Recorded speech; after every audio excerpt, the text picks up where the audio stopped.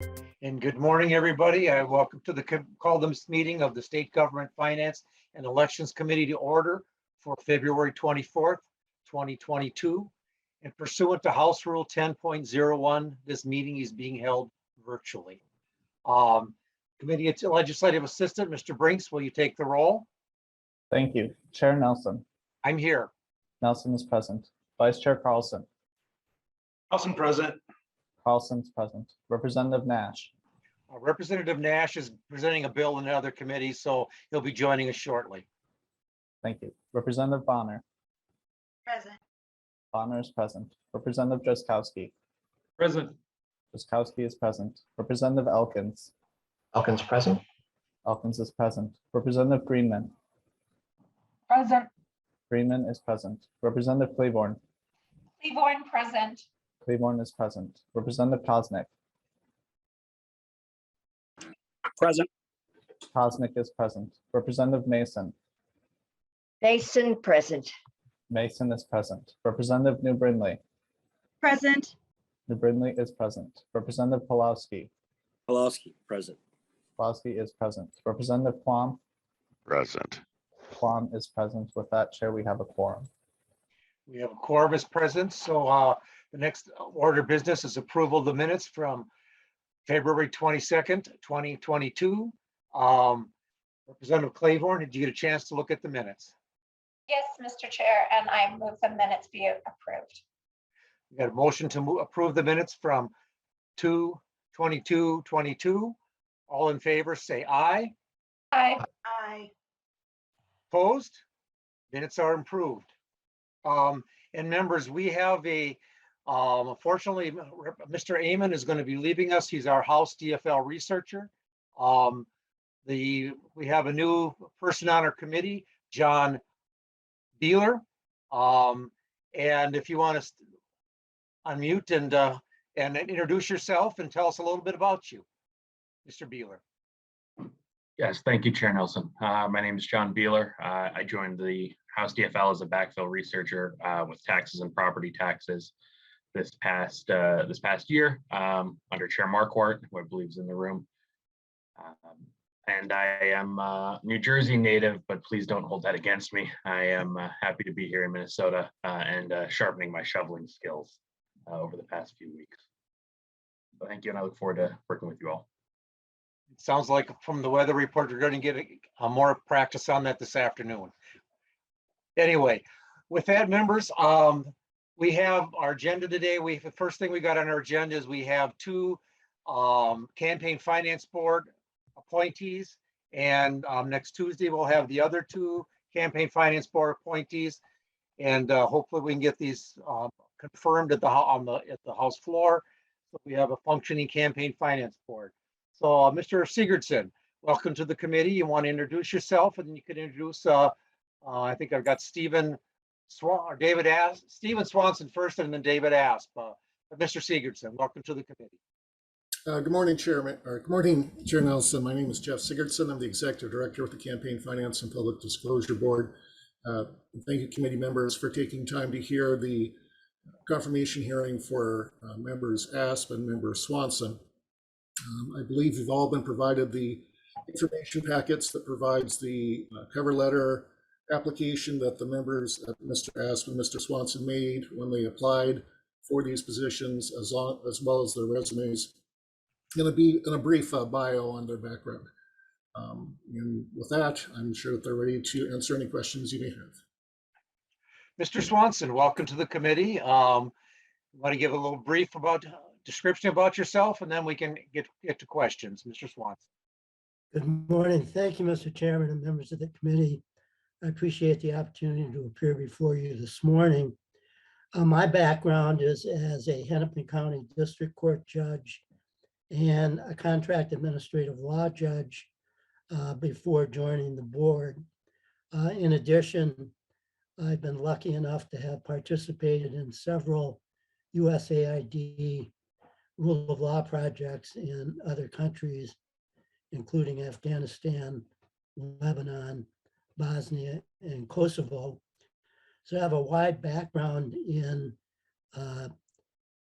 the judicial function mainly, but having worked in other countries to improve their judicial systems and their overall political systems, I've gained a great appreciation for our country's systems, including our separation of powers and our judicial and legislative and executive functions.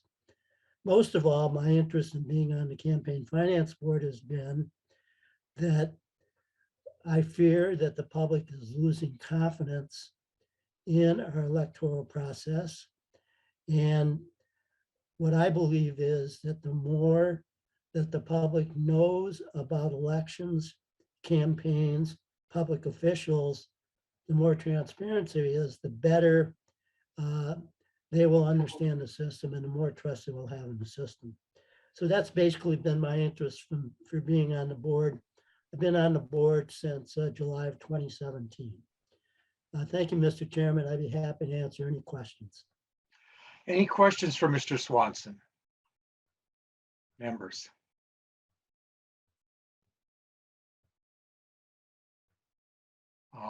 I see no hands popping up. With that, I will move the appointment of Stephen Swanson to the Campaign Finance and Public Disclosure Board be recommended to be confirmed. Mr. Brinks, do you want to take the roll? Thank you. Chair Nelson. Aye. Nelson votes aye. Vice Chair Carlson. Carlson, aye. Carlson votes aye. Representative Nash. Representative Bonner. Aye. Bonner votes aye. Representative Drazkowski. Aye. Drazkowski votes aye. Representative Elkins. Elkins, aye. Elkins votes aye. Representative Greenman. Aye. Greenman votes aye. Representative Cleaborn. Born aye. Cleaborn votes aye. Representative Kosnick. No. Kosnick votes nay. Representative Mason. Mason, aye. Mason votes aye. Representative New Brindley. Aye. New Brindley votes aye. Representative Pulowski. Pulowski, aye. Pulowski votes aye. Representative Quam. Aye. Quam votes aye. Representative Nash. Representative Nash is excused. He can't, he's presenting a bill in another committee. He'll be with us shortly. Thank you. With 11 ayes, 1 nay, and 1 abstain, the motion prevails. The motion prevails. The recommendation is going to go to the floor. Thank you, Mr. Swanson. And thank you, Mr. Chairman and members of the committee. And the next on our agenda is the Campaign Finance and Disclosure Board appointee, David Asp. Mr. Sigurdson, do you want to do a brief introduction? Thank you, Mr. Chair. Mr. Asp is the new person in front of the committee. Unlike Member Swanson, he has not served on the board, but he has a long experience, long background in campaign finance related issues. And I'm sure that he can tell you more about his background better than I can. Thank you. Thank you, Mr. Sigurdson. Welcome to the committee, Mr. Asp. If you want to give yourself a brief description and go from there. Thank you, Mr. Chair, members of the committee. Thanks for the opportunity to speak with you today. I'm David Aspa, the newest appointee to the Campaign Finance Board. I filled a position that was previously held by Dan Rosen. So I haven't had the chance to appear before you previously, as Judge Swanson has. But so by way of background, I am a native Minnesotan. I grew up in Moorhead, went to college at Augsburg College in Minneapolis, went to law school at the University of Minnesota Law School. And since then, in the last 17 years, apart from 1 year when I lived in Washington, D.C., after law school, I've worked in Minneapolis at the law firm Lockridge Grindal Nowen, where I was an associate and now a partner. And my legal practice has been mostly in civil litigation. As my materials indicate, I've focused on healthcare, but I've been fortunate in being able to practice in a wide variety of areas, really everything from constitutional issues to immigration law to commercial disputes. I have done some work in the campaign-related areas in litigation, and I've also worked on transactional matters. both helping nonprofits and businesses comply with the law. As I've also indicated in the materials, I've always thought to be active in my community. I have served, as Representative Claiborne mentioned, I served on the Plymouth Charter Commission. I've served on the Community Action Board for Hennepin County and on the Compensation Council, where I was appointed by Chief Justice Gilday for the last few cycles. I think those experiences are relevant in that they all involved a board that had diverse perspectives, appointed by different appointing officers and serving different government functions. But I've been effective in those environments by being respectful, working together, and working toward a common goal and the common good. I've also seen political involvement as an extension of my community service, and I've volunteered for a number of campaigns, parties, and committees over the last few years. And one of the consequences of that experience is that I come to this position on the board with a great deal of respect for people who choose to run for office, and also for the people who volunteer to help people who run for office. I am aware that many of the organizations that are regulated by the board are run by volunteers, and that the process of running a campaign that's regulated by the board can in some cases be intimidating, and the laws may be in some ways counterintuitive. So with that understanding, I really do have an appreciation for the work that the board has done, and in particularly the board staff, in providing clear guidance to campaigns and other regulated entities. I think the board staff in particular has done that in a way that's nonpartisan and is focused on gaining compliance and really the intent of the rules around the campaign. Really focused on helping people to comply. So as a board member, my approach, my goal would be to continue this type of an approach. I take a nonpartisan approach to the board's work and apply the law. I don't have any particular agenda on the board. Instead, my goal would be to be fair and impartial, and really to keep an eye on providing that clear guidance for those who are regulated by the board. So that's my background and approach, and I'm certainly happy to answer any questions that you might have for me. Thank you, Mr. Asp. Any questions? Representative Claiborne. Thank you, and thank you, Mr. Asp, for coming before us today. I really appreciate the opportunity to have you with us today. Can you just tell me how, well, one, have you represented cases in the campaign finance? Certainly, I don't want you to disclose any clients. You know, confidentiality is key, so I want to keep that piece. Have you represented clients before the Campaign Finance Board? Mr. Asp.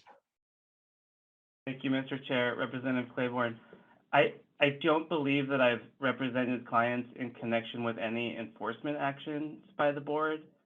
I have represented clients and I have worked with clients and represented clients in seeking guidance from the board. And so that's been my primary involvement, but that hasn't, it's been quite a few years since I've done that type of. Representative Claiborne. No, that's fine. I'm just curious, you know, I respect the balance of the board, right? That we need people who have leanings in both directions. It kind of keeps an eagle flying straight. So I appreciate that. But I was just curious as to whether or not you had ever challenged any of the campaign finance policies that are before us now. In your capacity as a board member, are there areas in campaign finance law that you think that we could strengthen? Or are there any areas in campaign finance that you would want up to see repealed? Mr. Asp. Thank you, Mr. Chair, Representative Claiborne. I really can't think of anything that I would recommend legislatively at this point. I know the board does make legislative recommendations. I haven't had it for my first board meeting yet, so I haven't had an opportunity to be involved in that process. As I sit here today, I can't think of a particular legislative recommendation that I would make.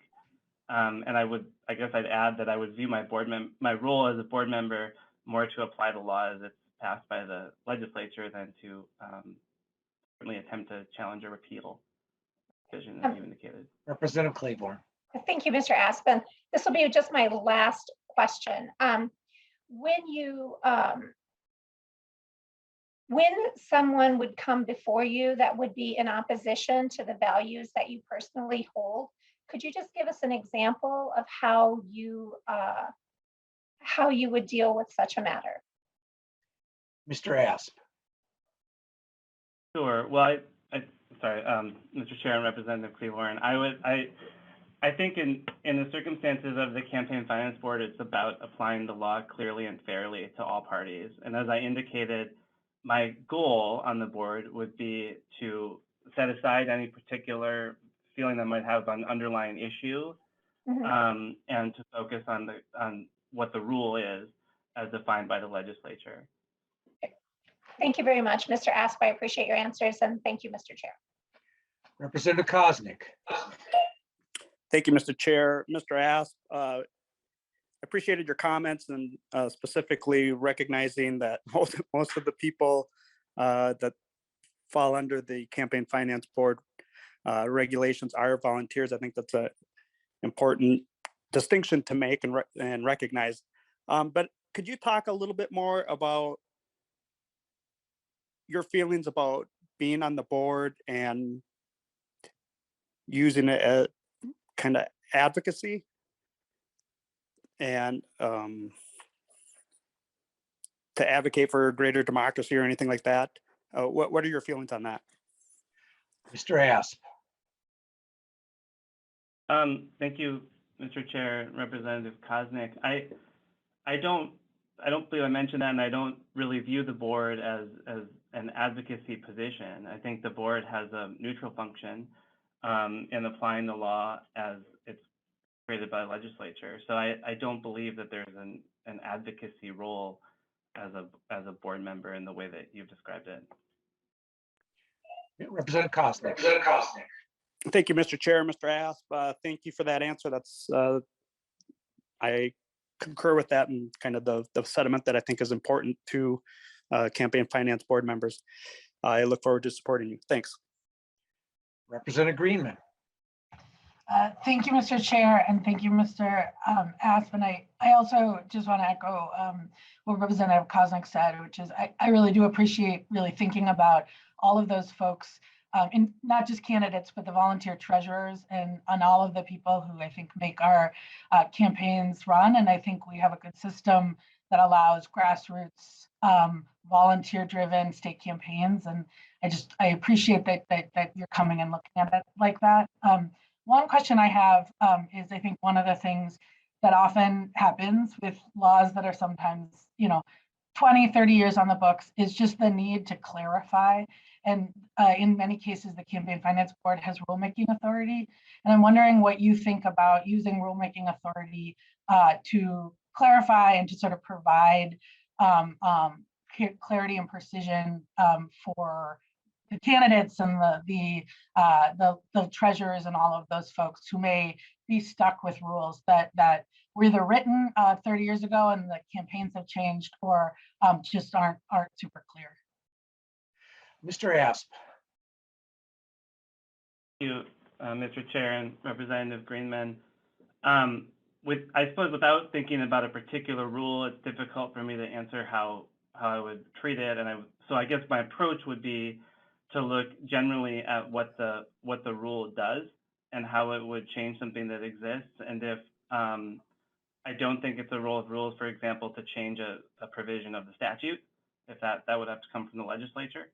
But if there's another rule that, for example, is outdated, then I think the board should look at reviewing it to update it to make it consistent with practice. Or if there's a way that rules can be revised to bring more clarity, I think that's an important function of the board. As I indicated, one of the values that I have is providing clear guidance. I think that for those folks who are compliant and who are regulated by the board, understanding clearly what the rules are is critical. So that's an important value that I have, but I would certainly be aware of the limits on the board and rulemaking as well. Representative Greenman. Thank you, Mr. Chair, and I appreciate that, and I think clarity, and I appreciate the view going in that a big piece of the role of the board is providing that clarity and ensuring that folks can comply with the laws that we write. And I just to what I wanted to clarify is, sometimes the statutes as written and as written when they were written are actually not that clear and or are not clear as it relates to the way modern campaigns are run. And so I do think rulemaking is an important tool that the board has, that the 6 board members have, in order to create some of that clarity and precision. And so I wanted to make sure that was a tool that you were comfortable using in places where obviously I think we both agree that we write the laws and the Campaign Finance Board enforces and clarifies the laws, but I just wanted to clarify that. So is that what I heard you say, that you're comfortable using rulemaking in places where you think it will add precision and clarity to statutes that have already been written? Mr. Asp, I think that might be a yes or no question. Thank you, Mr. Chair, Representative Greenman. I think the answer is yes to that. As I indicated, I think there's a role for rulemaking, and I'm comfortable looking at rules in that context. Thank you, Mr. Chair. Thank you, Mr. Asp. And Representative Nash, welcome back to the committee. I hope your bill went well in capital investments. Thank you, Mr. Chair. They say it was fantastic, as all Nash bills are, as you know. And to Mr. Asp, I noticed over your shoulder there is a poster about baseball, which is one of my favorite games, and many of us complain quite often about for a lack of a better term, calling it a hometown umpire, because they can't necessarily call balls and strikes for both teams fairly. And in your role as a potential member of the Campaign Finance Board, would you agree that you would be an umpire that calls balls and strikes consistently for either side of an aisle's candidate or situation, and not allow any particular personal viewpoints to come into how you might rule? Mr. Asp. Thank you, Mr. Chair, Representative Nash. I would generally agree with that, and I think, as I kind of indicated earlier in response to Representative Greenman's question, value clarity, and one of the things about having clear rules is that it's the same standard that applies to all parties. Representative Nash. And Mr. Chair, that's exactly what I was hoping to hear, that a ball is a ball and a strike is a strike. And that's exactly, I think, what we are looking for in people who we put into the campaign finance role that we're talking about today. And that's a question that I've asked of all people that come before us for the years that I've been here at the legislature. So thank you very much. Thank you, Mr. Representative Nash, and thank you, Mr. Asp. You had the pleasure of getting more questions because Mr. Swanson has been before us before, even this last year he was before us. And so that's probably why there was more questions for you, because it's the first time we've seen you. And with that, members, I will move that the appointment of David Asp for the Campaign Finance and Public Disclosure Board be recommended to be confirmed. Members, Mr. Brinks, will you take the roll? Thank you. Chair Nelson. Aye. Nelson votes aye. Vice Chair Carlson. Carlson, pass. Carlson passes. Representative Nash. Nash, aye. Nash votes aye. Representative Bonner. Aye. Bonner votes aye. Representative Drazkowski. Aye. Drazkowski votes aye. Representative Elkins. Elkins, aye. Elkins votes aye. Representative Greenman. Aye. Greenman votes aye. Representative Cleaborn. Cleaborn, aye. Cleaborn votes aye. Representative Kosnick. Cosmic eye. Kosnick votes aye. Representative Mason. Mason, aye. Mason votes aye. Representative New Brindley. Representative New Brindley votes aye. Representative Pulaski. Pulaski, aye. Pulaski votes aye. Representative Quam. I believe Representative Quam is Capital Investments presenting a bill right now, so Thank you. Excused. Vice Chair Carlson? Carlson, pass. Thank you. Mr. Chair, with a vote of 11 ayes, the motion prevails. Motion prevails. The recommendation's on its way to the House floor. Thank you, gentlemen, and thank you, Mr. Sigurdson. Thank you for your time. With that, members, we'll move on to the next item on our agenda, which is House File 3035. Representative Hornstein's the author. I will move to refer House File 3035 to the Ways and Means Committee. Representative Hornstein, welcome to the committee. Thank you very much, Mr. Chairman, and I appreciate your hearing this bill. House File 3035 addresses the issue of cost overruns and delays related to the Southwest Light Rail Transit Project, otherwise known as the Green Line Extension. It's a light rail line that will connect downtown Minneapolis and Eden Prairie. The background of this bill dates back to this past summer when an initial cost overrun of $200 million was announced, and that was appropriated by Hennepin County. This project is funded jointly by the federal government, the Federal Transit Administration, and Hennepin County. At that time, myself and Senator Dibble grew very concerned about this cost overrun and a pattern of several overruns and delays that had taken place associated with this project.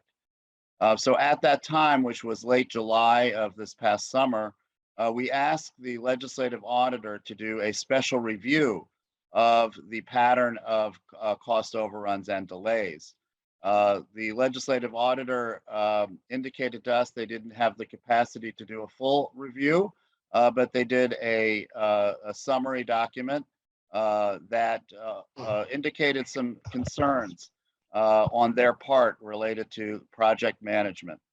And so that memo, approximately 30 pages of very solid and good research, as we've come to expect from the legislative auditor, prompted us to really look carefully at legislation, because given the fact that this is the largest infrastructure project in state history, and then that we have encountered a pattern of delays and cost overruns and potential management issues, we decided to come forward with this bill. And of course, this would be a part of the legislative directives to the legislative auditor for their agenda coming up in the next year. I recognize, Mr. Chair and members, that this is an unusual circumstance to have a bill asking for an audit. We do have, of course, the Legislative Audit Commission process, which is commencing this week. But given the urgency of this matter, given the very specific nature of the items that we would like the legislative auditor to investigate, which are outlined in this bill, we thought that a special review and a program evaluation together would be appropriate. And again, given the fact that this is something that is not typically done, although it's not without precedent, we have checked with the appropriate legislators on the Audit Commission, both the chair and the vice chair. In our case, in the House, it's Vice Chair Hansen. We have vetted this language with the auditor, and we do feel that the auditor is very appropriate to conduct this review, given the fact that the auditor is known for excellent and objective work and research. We felt this was appropriate. And finally, Mr. Chair and members, there is an appropriation of $200,000 from the general fund. This is because there are many technical and engineering issues involved in this audit, and we believe that the legislative auditor should have the resources to hire outside experts to assist them in their evaluation, and this is why there is an appropriation. So, members, I'm happy to answer any questions, and I ask for your support. And members, on my list, I've got Judy Randall from the Legislative Auditors the legislative auditor here to answer questions. She indicated she doesn't need to testify. So we'll go right to members' questions. Representative Nash. Thank you, Mr. Chair. Representative Hornstein, thanks for bringing this bill. I remember back to a time in the Transportation Committee when I brought a bill to remove the state from the funding stream on Southwest Light Rail. And it passed into law. I think I remember you saying some complimentary words to it. And this has been a very troublesome project from the very beginning. And I think that this audit is a reasonable request. I just think that this has been probably one of the worst executed, run, funded, managed projects that may be in the top 10 in the U.S. history. But one of my questions was for Ms. Randall as our new OLA. Is this something that, based on the timelines that is being asked of you, that you have the capacity to get done in the timeline that is being requested? Ms. Randall, if you want to identify yourself for the record, and then you can proceed with your answer. Thank you, Mr. Chair and members. For the record, my name is Judy Randall, Legislative Auditor. Thanks for having me here today. Thank you, Representative Nash, for the question. Yes, I think the way the bill is laid out, it sets forth a couple of different avenues for us to conduct work and examine things that have gone on with Southwest Light Rail. As Representative Hornstein mentioned, there's kind of two approaches here laid out in the bill. One is a special review. As you may know, those tend to be more narrowly focused on really specific complaints and concerns. We have already initiated that. We have sent a letter to the Metropolitan Council asking a series of questions and are waiting for information back. So that we are kind of expediting and are trying to move forward with information as quickly as possible for the legislature and the public. Regarding the request to do a program evaluation, the way the language is worded is it does funnel it through the Legislative Audit Commission and request them to select the program evaluation as a topic for us to evaluate this year, which is the appropriate way to handle that. As I think you know, the Legislative Audit Commission is the authority that does direct the office to conduct those program evaluations. And as you know, because you know our work, those do take longer. And so a program evaluation would look more broadly at kind of management decisions along the way, especially related to the route and other aspects of the whole project. And so that report would come out really at the beginning of next session. So that would be a longer term project. But I think that timeline is, sorry for my dog, that timeline is contemplated and understood in the bill. It sounds like your puppy's giving a political comment. Or Representative Nash. Thank you, Mr. Chair. And I will say, Ms. Randall, thank you for the work that you've always done. And much like your predecessor, my friend, Mr. Nobles, you soft sell everything by saying, yes, I think we can do that. And you usually under promise and over deliver. And I am looking forward to this. And I will just point out that in the history of my 8 years here at the Capitol, this may be, I think, number 3 or 4 of things that Representative Hornstein and I agree on. So I think this is a much needed request. This project is a debacle. It has been managed so poorly, and the people of Minnesota and the people, thanks to the bill that I passed, of Hennepin County are paying outrageous amounts of money for something that is really just a bad project. And whether you like light rail or don't like light rail, as we begin voting on this, members, put yourself in the position of sort of an overseer of finances and direction of scrutiny on that. This has gone largely unscrutinized, and I think that as legislators, this is a very good thing for us to do. Thank you, Mr. Chair. What's the saying, Representative Nash? Even a broken clock is right twice a day. Is that Representative for Elkins. Representative Hornstein or for me, Mr. Chair? Yeah, just a comment. It doesn't need any. Representative Elkins, you have your hand up. Yeah, thank you, Mr. Chair. No, I agree that this audit is necessary and timely. Right now, we're caught up in the middle of an epidemic of finger pointing, which is unproductive.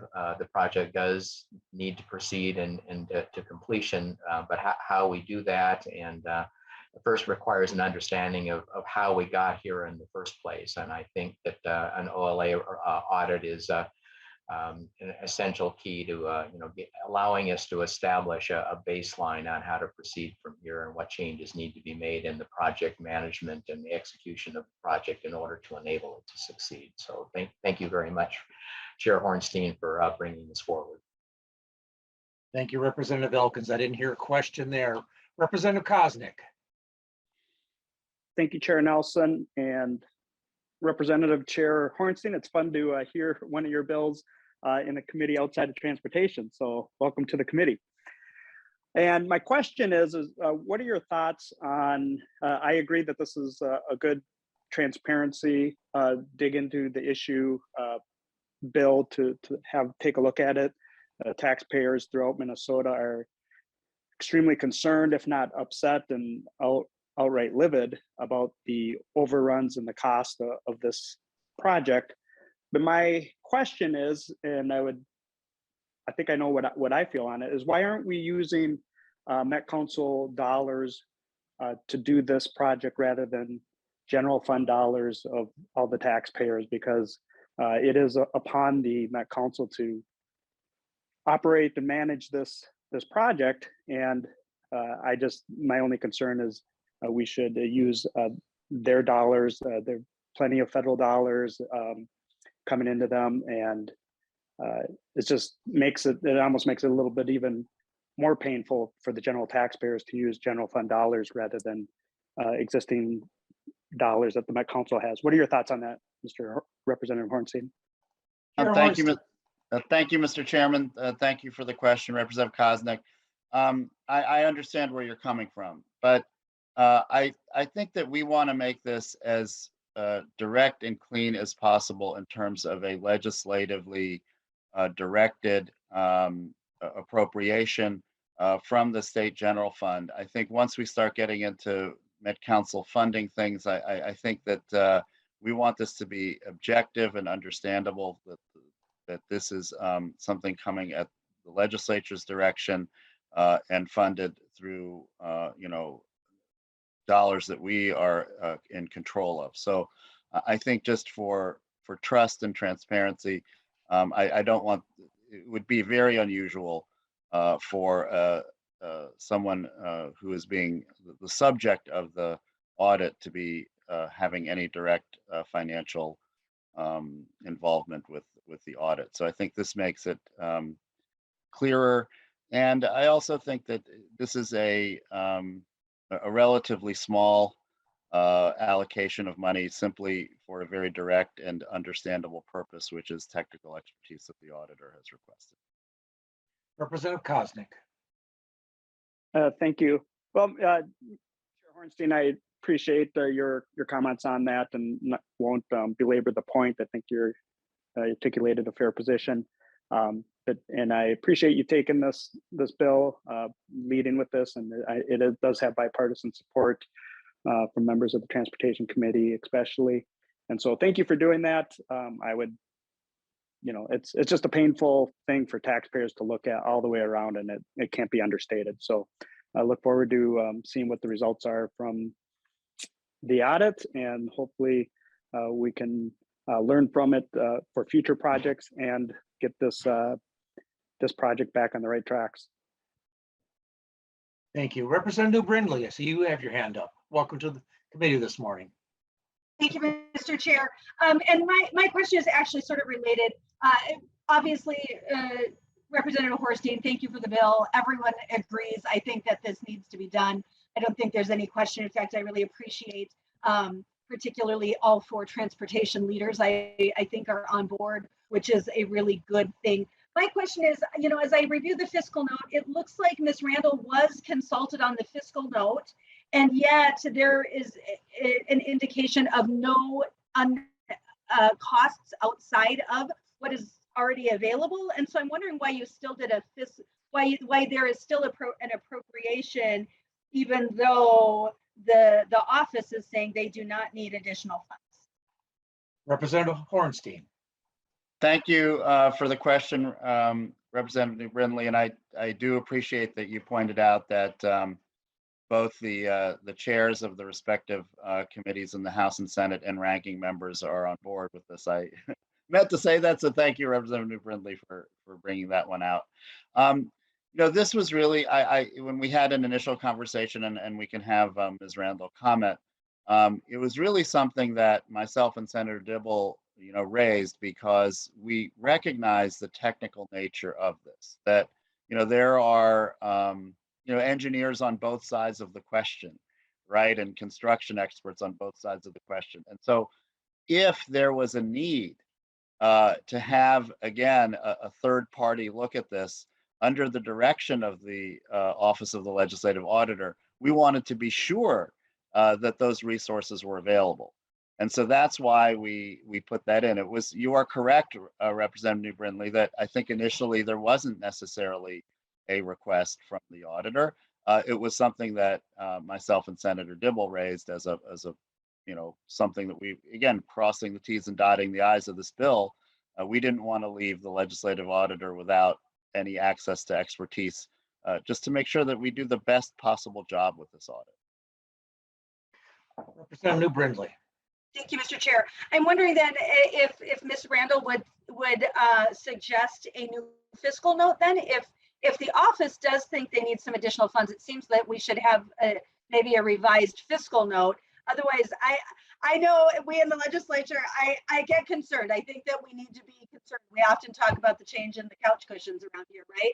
Which this would certainly be. I mean, I understand it's not a large appropriation. I just have concern when the office is actually telling us that they don't need anything, and we still just want to spend money, and so that's my concern. But obviously support the bill. Thank you, Mr. Chair. Ms. Randall. Thank you, Mr. Chair and Representative Brindley. Thank you for paying attention to the details in that way. I do appreciate it.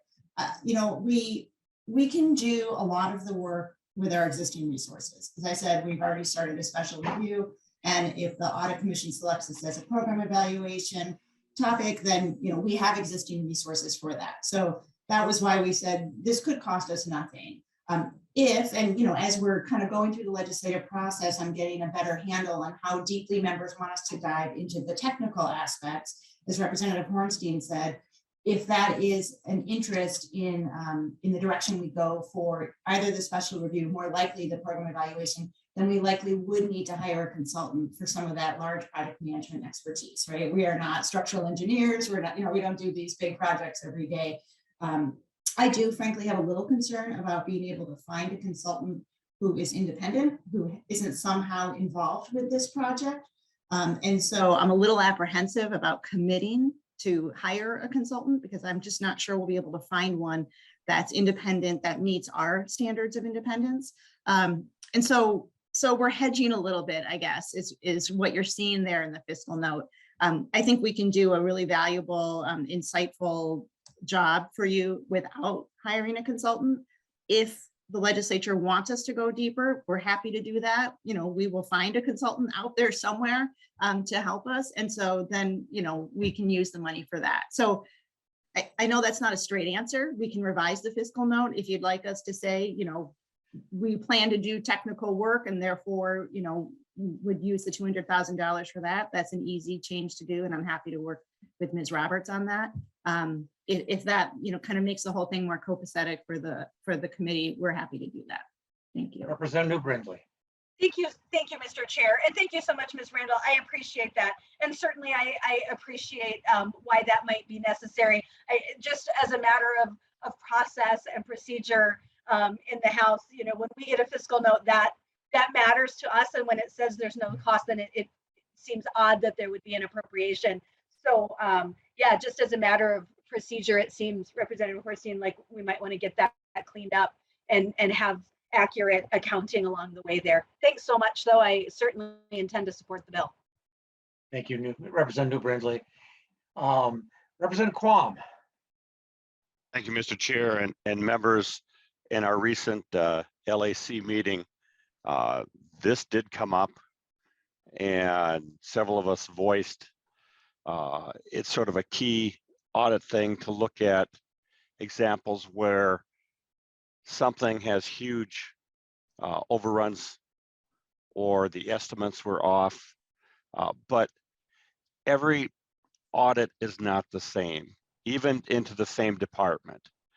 They vary from a sampling where they will, for instance, take a few weeks or a month or two of expenditures by MDH and analyze to a full-blown audit.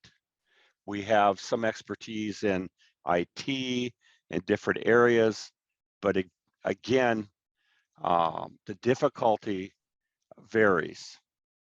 So being precise on the fiscal note is a bit of a challenge, especially since if we as legislators pick an audit topic and it's done through that process, it's part of the system.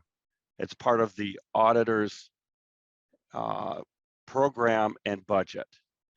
When committees, which has often been done over the years, decide to add something special, then it's often additional fundings are there because of the specialty and detail of the audit. So I know it seems like, well, we're just asking for an audit, but that isn't, doesn't explain it enough. And even when we vote for, as legislators, an audit, the audit committee goes through and helps refine it as to, the detail, what part, and etc. Before it's done. So it is sometimes easier for a committee to say, here are the details, here is what we want done, and then they add the funds for a consultant or additional resources that have to be called upon. And as always, the prime thing for the audit is not being, take out any biased, it's the numbers and it's the details. And, frankly, most of these large construction projects, the people that are in the know are employed by the entities doing these type of projects. So I like that Frank is bringing this forward. I hope that there's a great deal of clarity and detail of how the audit should be done when this bill gets passed and through. It'll make it much more simpler, and it gives us a bit of a heads up on what outside resources would have to be added to that effort. So I want to thank the author. Thank you. I didn't hear a question there. Representative Elkins, you have a question and then we'll get to a vote. Yeah, I just have Elkins? some clarifying information that I think might be helpful to you. So based on what I've learned about the project and where we are right now, I think it's highly likely that the auditor is going to need access to a geotechnical engineer. A lot of the finger pointing that's going on relates to who should have known what when about the soil conditions in the Kenilworth corridor. And the hardest part for Ms. Randall's team is going to be able to find a geotechnical engineer that does not have long-standing business ties to either the engineering consultancy or the construction consultancy, because that's where a lot of the finger pointing is going on right now. Thank you, Representative Elkins. I guess any further questions or comments? If not, I'll renew my motion that House File 3035 be referred to the Ways and Means Committee. Mr. Brinks, will you take the roll? Thank you. Chair Nelson. Aye. Nelson votes aye. Vice Chair Carlson. Representative Nash. Nash votes aye. Nash votes aye. Carlson votes aye. Representative Bonner. Aye. Bonner votes aye. Representative Drazkowski. Aye. Drazkowski votes aye. Representative Elkins. Elkins, aye. Elkins votes aye. Representative Greenman. Aye. Greenman votes aye. Representative Cleaborn. Cleaborn, aye. Cleaborn votes aye. Representative Kosnick. Kosnick, aye. Kosnick votes aye. Representative Mason. Mason, I. Mason votes aye. Representative New Brindley. New Brindley votes aye. Representative Pulowski. Pulowski votes aye. Pulowski votes aye. Representative Quam. Yes. Quam votes aye. Chair, with a vote of 13 ayes, the motion prevails. Thank you. The motion prevails. The bill's on its way to the Ways and Means Committee. Look at the right line on my script here. Thank you, Representative Hornstein. Thank you, Ms. Randall. And we'll go on to our next bill. The next bill we have on our agenda is House File 3557, Representative Marquart's bill, and I'll make a motion to refer this bill to the General Register. And Representative Marquart, welcome to the committee, Chair Marquart, and please explain your bill. Thank you very much, Mr. Chair and members of the committee for hearing House File 3557. What this does is expands the use for legal expenditure for terminating committees. And before I go any further, I've worked with the Campaign Finance Board as a candidate for 22 years, and I have to thank the board, Mr. Sigurdson, for the professionalism. I've had many questions over the years, and it's always been dealt with so professionally and promptly, and I just really appreciated that. So right now, if you want to terminate your committee, you've got to get down to $100 in either cash or capital assets. And so your capital assets could be things like computers or printers or rebar. By the way, if anyone's interested in 5 foot 3/8 inch thick rebar, I've got some for sale. You've got to be able to sell it at a fair market price. So I'll be terminating. So if you need rebar, I have some. So anyway, and also with cash, you have to get down to $100 or less, and then you file a termination report with the board. As far as cash, you can pay off bills. You can contribute to other state candidates or party units and so forth. You can't give to federal or local candidates. You can transfer the dollars to another committee. But one point is that you can, especially if you're dissolving within 12 months, you can give an unlimited amount to a charity, a 501c3 under the IRS rules. And so what this bill does, it says or includes and adds that if you're a terminating committee and dissolving within the next 12 months, that you could give an unlimited amount to school boards. So, and school boards, and talking to research in that, would not be individuals. It would be the school board overall.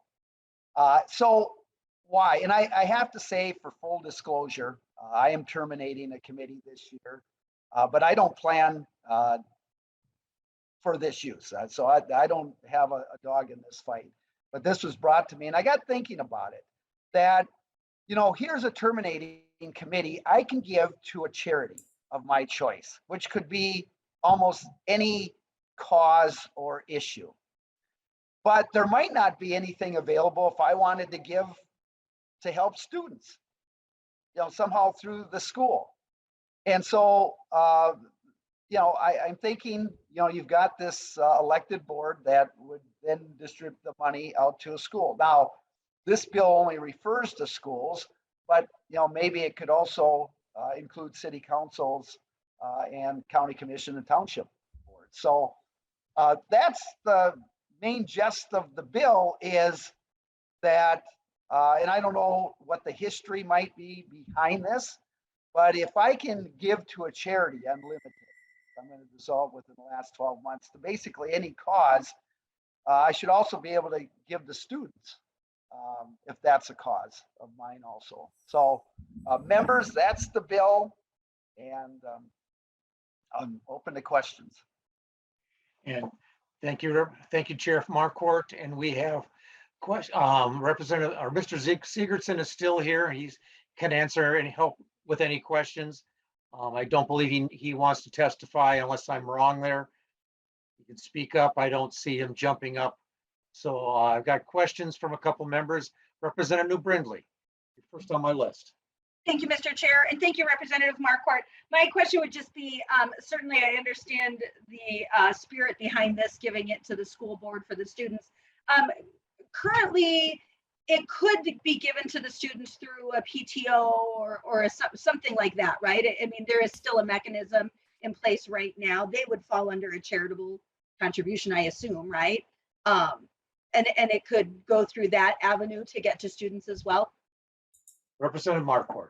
Mr. Chair and Representative New Brindley, yes. I mean, if you had a PTO or let's say a booster club, for example, that was organized as a 501c3, you could, absolutely. But that might not exist where they're set up, or there might not be a group like that or set up as a 501c3.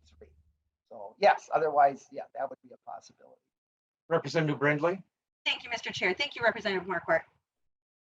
Representative Mason. Thank you, Mr. Chair. Chair Marquardt, we've talked about this before, about the money being given to the school board. And the way I would interpret it, or could be interpreted, is that the school board has its own expenses versus giving it to the school district as a whole gives a lot more opportunities. So can you, and I know you're going to look into it, so just checking to see what you found out. Chair Marquardt. Yeah, thank you, Mr. Chair and Representative Mason. Yes, I did do some checking and in talking with education folks and so forth, and House research. And I mean, a school board, first of all, would not include individuals. So, you know, there was one thought is, you know, would that be given into an individual school board member? And that would not be the case. A school board is the governing body.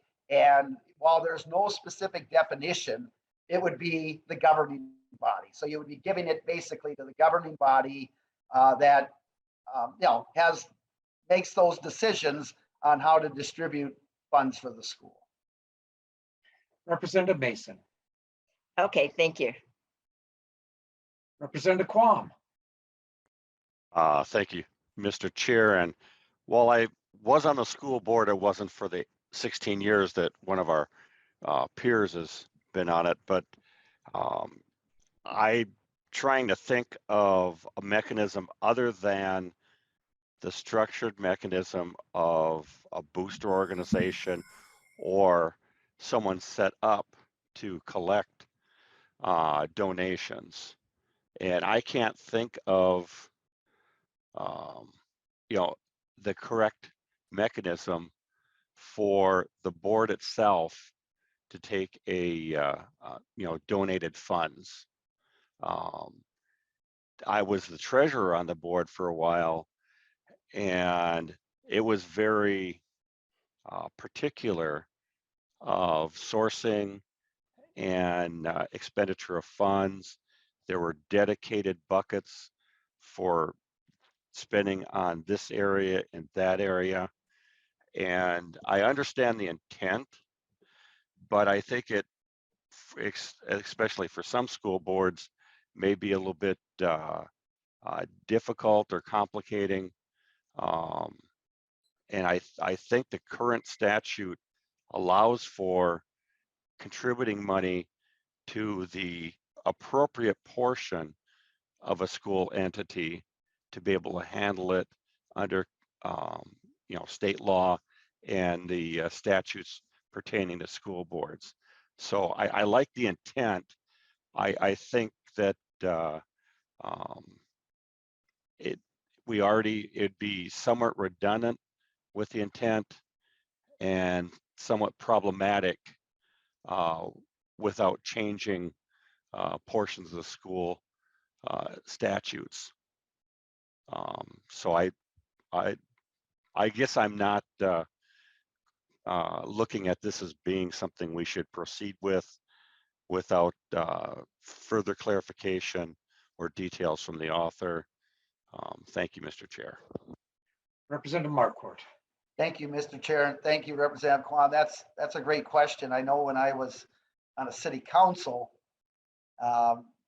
you know, there are some restrictions on just taking contributions, and so I don't know what the law would be. I don't know if anyone research would be here to know what the law might be in school boards taking donations. I'm not sure of that.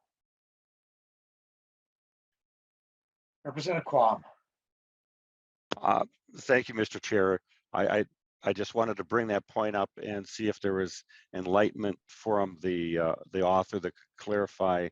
I still think that we have some fog and chalk dust on the issue. Thank you. Representative Nash. Well, thank you, Mr. Chair. And Representative Marquart, I certainly understand and appreciate your desire to help with campaign funds going to a different avenue than it might. But I also know that there are a number of other avenues to dispose of campaign funds that can eventually impart benefit to local folks. I have to think that local Lions clubs or other civic organizations could receive something to dispose of that. And I appreciate your intent and your heart here, but I just don't think that this is something that I can support. I think it also brings some politicization into the arena. You know, most of these organizations try to be nonpartisan, but I think that this just maybe adds something to that mix that isn't something that we're going to want to support. So I appreciate your desire here, but I will be voting no. Any further questions? Yep. Mr. Chair. Representative Marquardt. Now, this bill was brought to me, and like I said, I'm not planning to do this, but I do think there might be questions. And it may not be, I'm going to admit, may not be, as I've listened to some of this, be ready for prime time. And so if the committee would be willing to lay that over, I'd be okay with that. That's fine. Representative Marquardt, is that your wrap up, or do you have you want to wrap up, or? Well, Mr. Chair, other than that, I do have 5-foot length rebar, 3/8 inch. Some of it's bent because it's windy out in west central Minnesota, but no, that's it. And I mean, I think this is an issue that we probably should talk more about ultimately, and about, what is, should there be expanded uses for these funds, especially if there's certain areas of charitable contributions you can make, but there, cities and counties and that they have uses for, and I don't know if we want to expand there or not, but members, I appreciate listening to this, and I would entertain a motion if you would table this at this time. Well, with that, members, with the author's desire and with some of the questions brought up and some work that may need to be done on this, I'm going to lay this bill over, and if we get answers to those questions, we may bring it up at a later date. Thanks, Representative Marquardt, for your time, and thank you for your presentation. You bet. Thank you, Mr. Chair. Thank you, members. The last bill we have on our agenda is House File 2683, Representative Drazkowski, and I'll move the bill to have it in front of us. The intent is just to lay this over for possible inclusion. So Representative Drazkowski, you want to present your bill, and then we've got some testifiers here. Thank you, Mr. Chair. Thank you, members. House File 2683 requires registered lobbyists to file a statement of economic interest no more than 5 days after they became a registered lobbyist. During their time as a lobbyist, they will be required to submit a new statement of economic interest every January. Elected legislators are currently required to do this every year. The 3-page economic interest statement is simple and uncomplicated. When filling the document out, individuals are required to disclose their income, source of income, and any other financial relationships or special payments they have received in the last year. Legislators are required to fill this document out because the voters have a right to know who is making payments to their elected officials.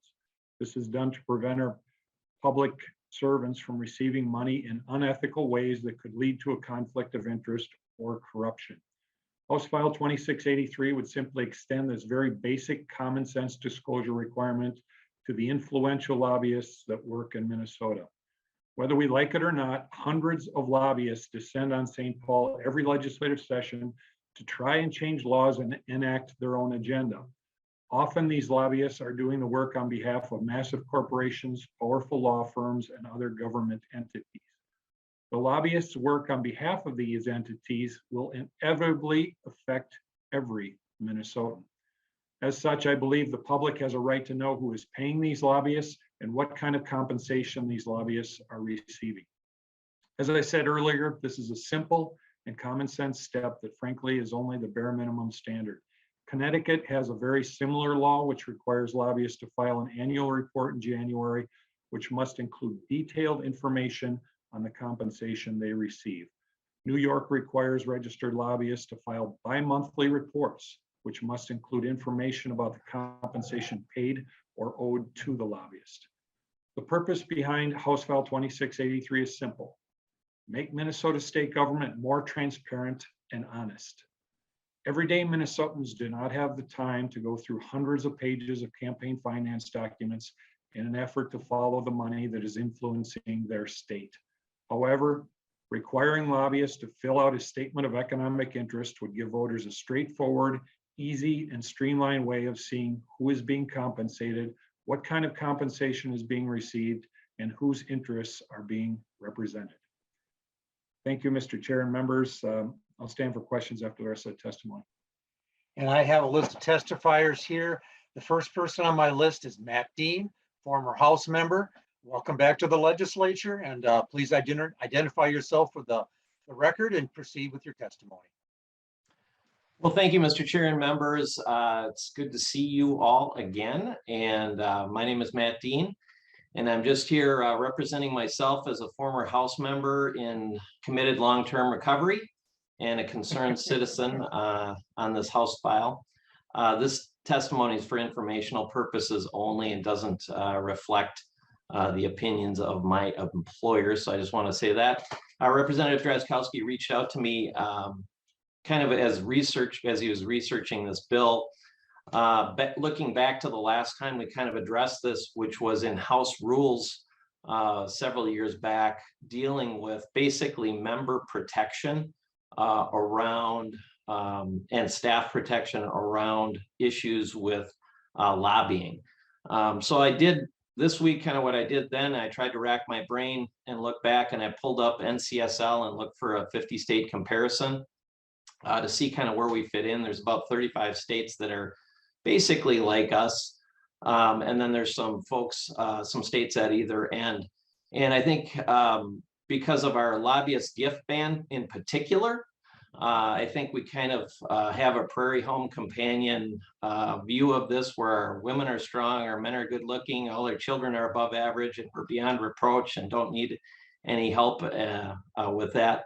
But actually, there are some gaps, I think, that could be improved with lobbying to kind of streamline some of the requirements that we do have, actually cut some red tape. And I think that there are also some things that we could do to improve.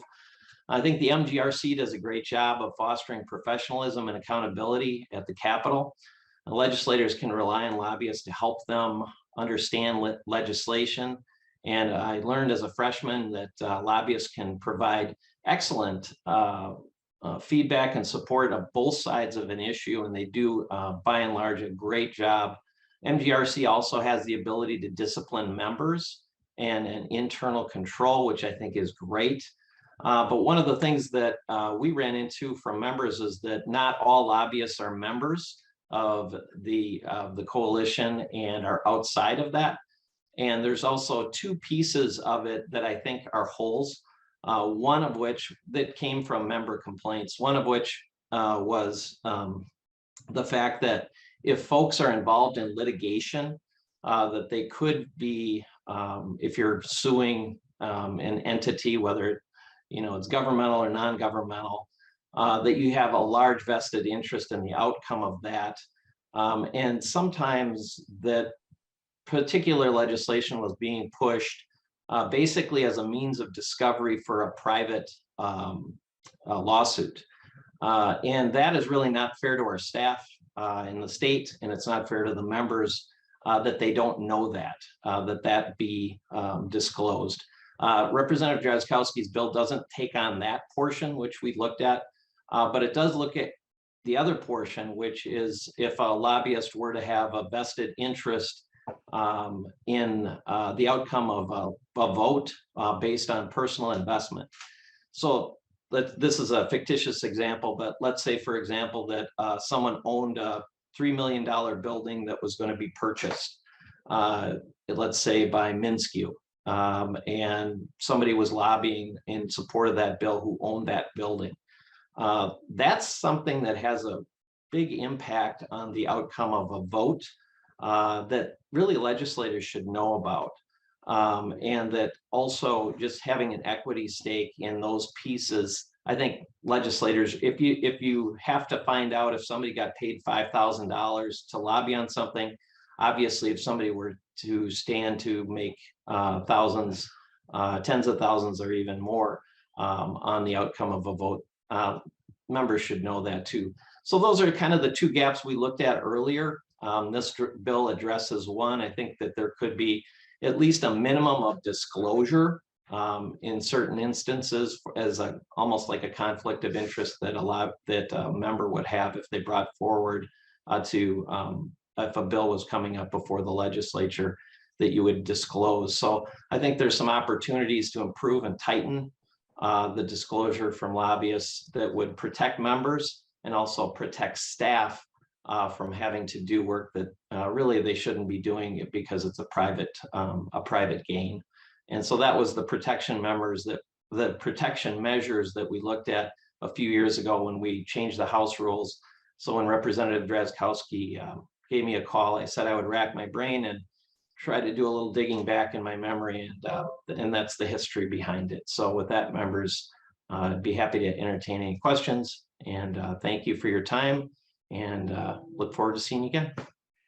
And members, we got, the 9:41, we have to be out of here at 10. A reminder that this is going to be laid on the table. So if the testifiers, if you can limit your testimony, and as we go forward here. I have on the list here an Anastasia Belladonna Korea. I don't see her on the call. The next person I have on my list then is Abby Bryduck. Welcome to the committee, and you want to state your name for the record. You know the gig. You know the drill. Yep. Thank you, Mr. Chair and members. I apologize for being kind of janky here on my phone. I'm running a webinar at the same time. But so my name is Abby Bryduck, and I am testifying to you today as the president of the Minnesota Government Relations Council.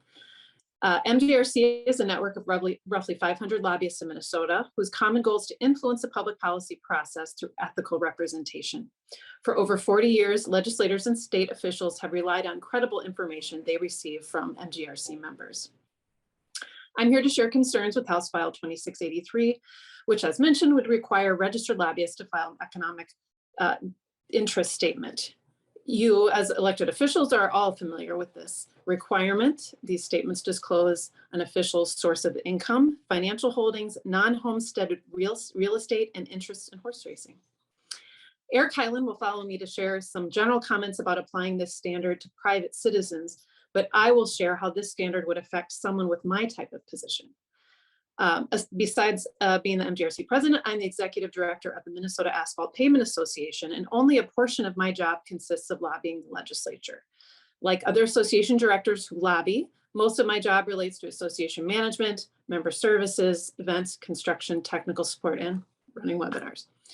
If this were to pass, I would likely choose not to register as a lobbyist to avoid disclosure of my personal finances, and would then fall into the gray area of educator by not commenting on specific legislation. I believe that many others would choose this route, which would result in less transparency and regulation, the opposite of what I assume this bill hopes to achieve. Thank you for the opportunity to comment, and I'm happy to stand for questions. Thank you, Ms. Bryduck. Mr. Hyland, welcome to the committee. Again, state your name for the tape. You know the drill, and then proceed with your testimony. Good morning, Mr. Chairman and members of the committee. My name is Eric Hyland, and today I'm also representing the Minnesota Government Relations Council.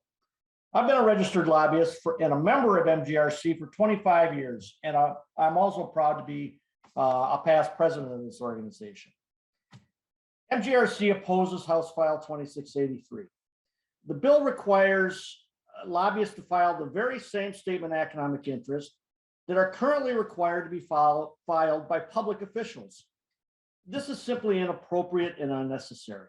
As all of you know, legislators and other public officials must file statements because they have, by election or appointment, been bestowed the awesome responsibility to protect the public interest and public funds.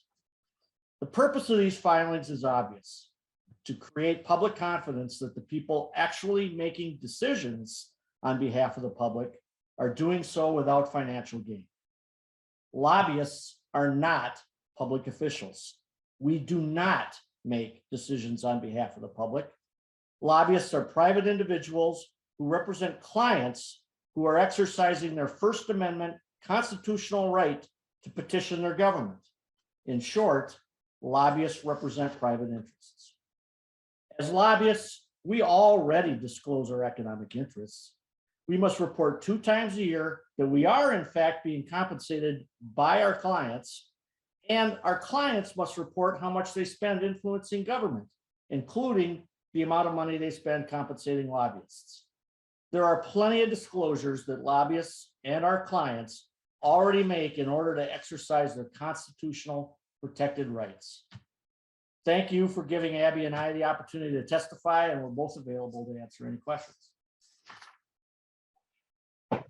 With that, and I don't see, like I said, I don't see Miss Belladonna Correa here.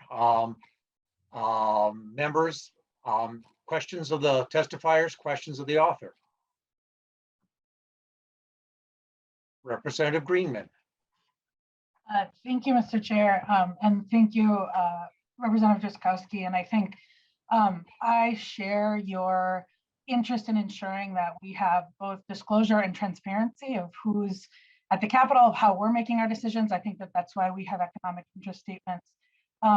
My question, and I actually have some questions about how this bill does that, because I think what you said is we want to know who's paying them and what compensation are they receiving. And I think that that's right. We want to know if there's lobbyists in front of us, we want to know who they're representing. We want to know who's compensating them for it.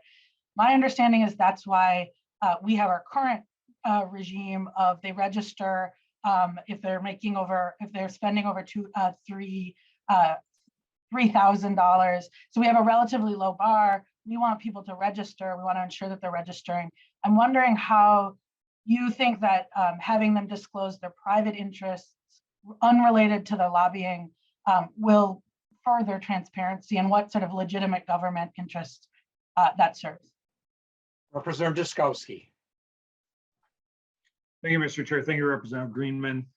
You know, we don't know whether those interests would be related to their lobbying or not. Sometimes it may be, sometimes it may not be. You know, if they're lobbying on behalf of, you know, the next football stadium that is going to be built in, 30 years from now, God forbid. And they've got some sort of interest in that football stadium. I think we as legislators want to know that. I think our constituents want to know that. I think overall, we've got the lobbyists that I see here at the Capitol are very professional. I think most of them do a good job of representing their interests, but also telling you the other side of the issue too, so you can get a full circled understanding of the issue. And you ask the lobbyists, well, what would the other side say? If I'm a lobbyist and I've got a $30,000 interest in the outcome of a particular bill that's unrelated to the direct lobbying, or might be related to the direct lobbying effort that I'm doing on behalf of whoever's hiring me, I may act differently. I may not, Representative Greenman, I might not tell you all of the details on the other side of the argument or all of the history about it in order to increase the chances that the bill would pass or fail, depending on what the position is. So I think sunlight is the best disinfectant when we look at the public arena, whether it's legislators, lobbyists, and the things that go on here. I think we owe it to our constituents to bring the transparency that will will bring honesty and integrity to what we do here. I don't think we can have enough of that. And so that's what the bill aims to do. I don't know if I answered your Representative Greenman directly, but thank you. Representative Greenman. Thank you, Mr. Chair, and thank you, Representative Drazkowski. I think part of what I'm getting at is we are getting this, I think it's pretty close to a constitutional line. I think that the standard is, and I would probably have to ask Matt Gearing, but is that it's substantially related to a government's valid interest. And I think when it comes to people being paid by another interest to come petition us, I think that that's clear, and we have laws around that. And I'm interested if I'd be interested in working with you to strengthen those if there's a way to do that. I think when we get to people's private interests, lobbyists don't give up their First Amendment rights just by becoming lobbyists. And so we have lots of people who come to us to advocate on behalf of something that they may have a financial interest, may have a personal interest in. That's sort of what the First Amendment protects in petitioning the democracy, their government. And so I guess what I worry about with this bill is by requiring folks who lobby, we already require them to lobby on who they're representing, but requiring them to disclose, and we all did an economic interest statement. It requires you to disclose your homestead, any sort of individualized investments you have. And I think we're creeping really close to, and maybe going over a constitutional line meant to protect what I think we all agree on is we want citizens to be able to come and advocate for positions. We want stakeholders, we want people who have an interest in their communities or whatever to come. And we need to hear all of those voices. But I just worry that we're really close to the constitutional line by not tailoring it to the thing that I think we should be worried about, which is who they represent and who they're speaking for, and making sure that the public and lawmakers understand that. Thank you, Mr. Chair. Representative Claiborne, and then I have Representative Nash. Representative Claiborne.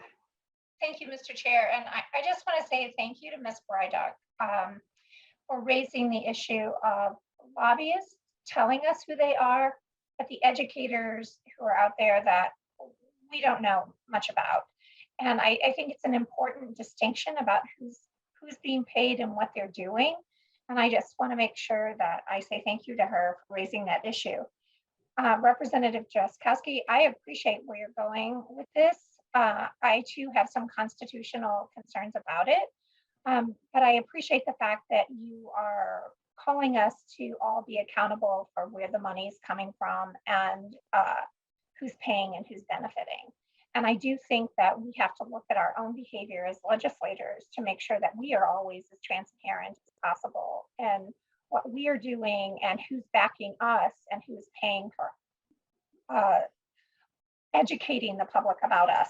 So I just want to say thank you for bringing the topic of clean elections forward and making sure that money is that we are all as transparent as possible about where support is coming and where who's paying and who's benefiting. But as for the lobbyists, I think the fact that they are registered lobbyists, we all know that they're lobbyists. I think that's a really important distinction in the law. Thank you. I didn't hear a question there. Representative Nash. Thank you, Mr. Chair. I understand the intent, but I have a question that I can maybe direct towards Ms. Bryduck. Ms. Bryduck, when you register as a lobbyist or one of your members registers as a lobbyist, either for a new client or expanding an existing client, can you talk about the number of things that has to happen to disclose who they are, what they pay you, and what happens as after that contract is initiated? Because I just want to make sure that my understanding is what the reality is. Yes, Ms. thank Bryduck. you. Thank you, Mr. Chair and Representative Nash, for the question. I'll be honest, I've had the same job for a while, so I haven't registered as a new client. There are several different disclosures that we provide throughout the year of, and some of which have been amended recently, but to acknowledge how much we spend on lobbying as an association, how much we're paid. As a separate lobbyist, I have a contract lobbyist, I have to disclose how much they're being paid. And personally, because of my association, job. You can look up my salary if you want on the 990 report, and that's another way that association lobbyists function. But I would actually ask if we could ask Mr. Highland this. He's a contract lobbyist and he has a lot more experience with adding new clients in those disclosures. Mr. Chair, if you would like to ask him, I think he could. Mr. Highland, if you can give some light to this thing, and I see Mr. Sigurdsson's got his hand up. So Mr. Highland.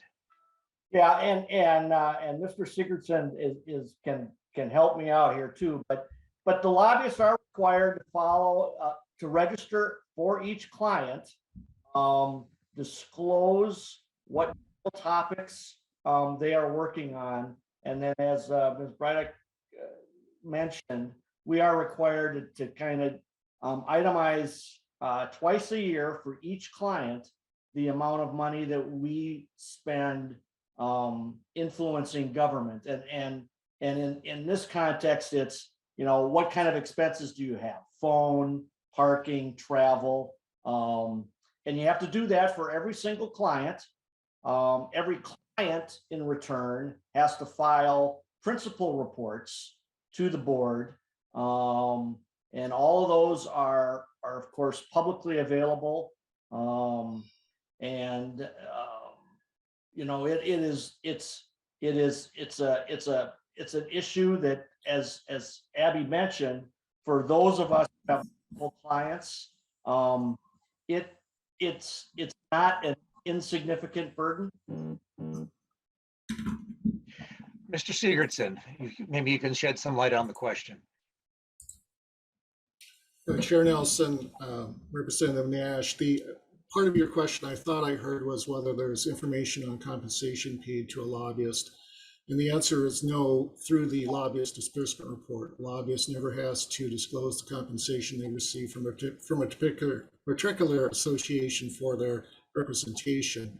On the principal report, the principal is required to round in all of the compensation they pay for being represented in Minnesota into a single number. So there's never a breakdown in compensation paid to lobbyists, although there is an overall number that's provided by the association once a year. Representative Nash. Mr. Chair, that's all I had. It's 9:57. Representative Drazkowski, if you want to wrap up, and then we'll lay this over and we'll adjourn the meeting. Mr. Representative Drazkowski. Thank you, Mr. Chair. Thank you, members and testifiers. And this might not be a bill that becomes law today, but I think it's an area that we as a legislature have to continue to make inquiry.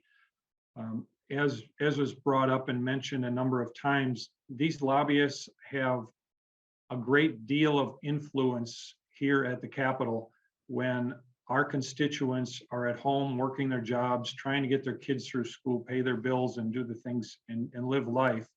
And it is they do have the constitutional protections of free speech. This bill is not entitled, or it's not intended to interfere with that. Simply fill out a 5-minute online form that shows where your interests are. I don't think that's interfering. We have 2 states that I mentioned in my opening that have similar laws. They have not been stricken as unconstitutional at this point. Certainly more exploration in this area I think we need to do, but I very much believe that the interests of the public and the interests of clean, honest, open government outweigh the small amount of extra effort that a lobbyist would have to go through with this bill in order to fill out a statement of economic interest. But thank you, Mr. Chair. Thank you, members, and appreciate you hearing the bill today. Thank you, Representative Drazkowski. And with that, I'll lay it on the table. And with thanks, it's bringing up a subject that we always should be careful about and be aware of, is making sure there's light and sunlight in what we do here at the Capitol. And with that, members, I'm laying this on the table.